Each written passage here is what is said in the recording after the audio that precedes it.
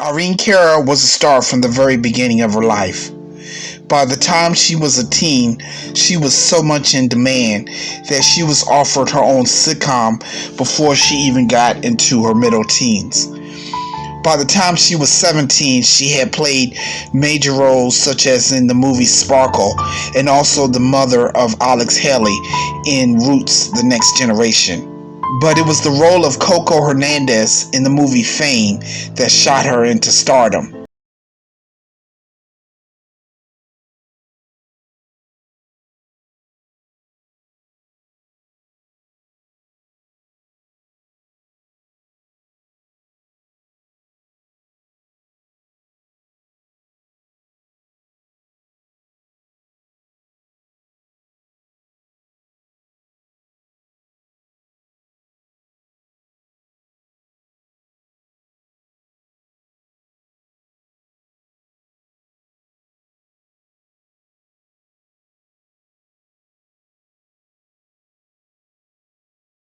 After the success of the movie, she went on to record music and had a minor hit with the song Anyone Can See. A short time later, the producers for the movie Flashdance asked her to participate on the soundtrack. She agreed to participate as long as she could write a song for it, and they agreed to do that. By the time the movie and song was released, she had won an Oscar, several Grammys, and gained worldwide recognition.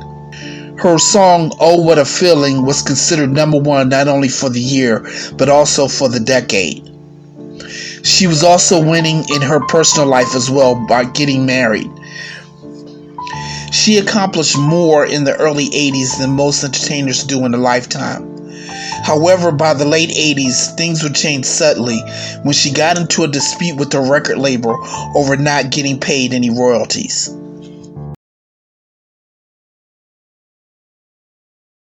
Shortly after things died down for Flashdance, Irene got into a dispute with the president of her record label, Al Curry, over not getting paid any royalties.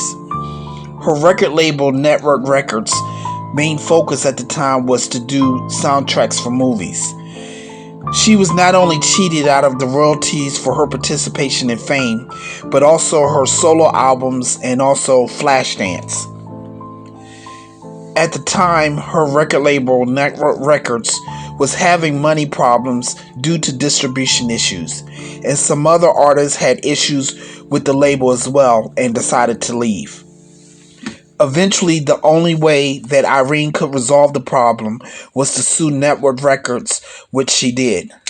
During the dispute, Curry promised Irene that he would end her career, and he basically did just that. Irene would endure a court case that would last into the next decade, and as a result, her career took a major downfall. Over the years, she attempted to release albums with other record labels. However, Curry managed to convince the courts to block them until the court case was settled. It goes without saying that all of these career setbacks more than likely had a major impact on her financially as well. Unfortunately, during that time, she divorced as well after 6 years of marriage.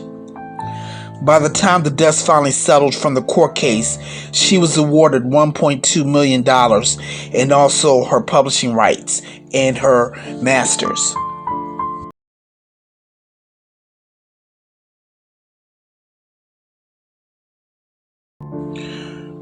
After winning her court case, Irene disappeared for a while, but fortunately, she had ownership over her songs and she could retire and not have to worry about money altogether. During the early 2000s, she made a slight resurgence when she made several remakes of her songs overseas.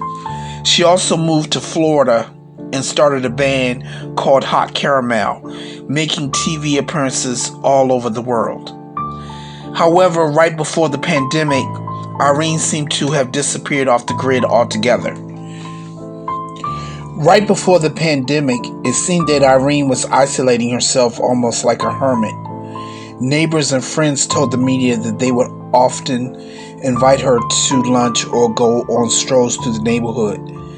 Initially, she would always come up with an excuse, but eventually she stopped communication altogether.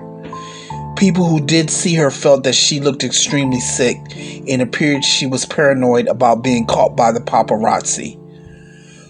This was indicated when one of her neighbors who had a wall blocking a certain part of her house had it removed, revealing Irene's property, and she reportedly was very upset about that. Over the years, new neighbors moved into the area and said they never knew that she even lived in that particular house that she was in at the time, or that she was even a celebrity. At the time, no one knew that she was suffering from diabetes and also high blood pressure.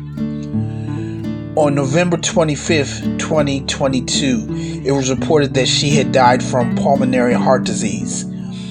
It was also reported by the medical examiner that her diabetes played a contributing factor. Irene was 63 years old.